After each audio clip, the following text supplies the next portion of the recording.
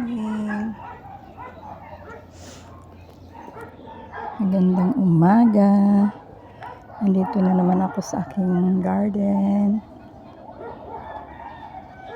Katatapos lang magdilig, nakita ko yung aking ampalaya. Ang dami niyang bulaklak. Sana nga makabunga. Ayan. Lumapang na siya. Sana makabunga siya ng maayos at makaharvest. Makalibre na ang palaya. Ganda.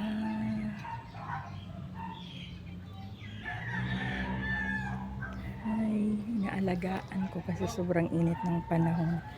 Kaya laging didiligan.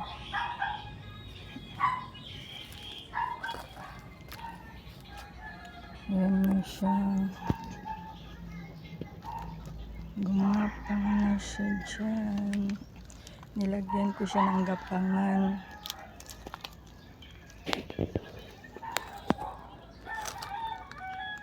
Ayan na siya.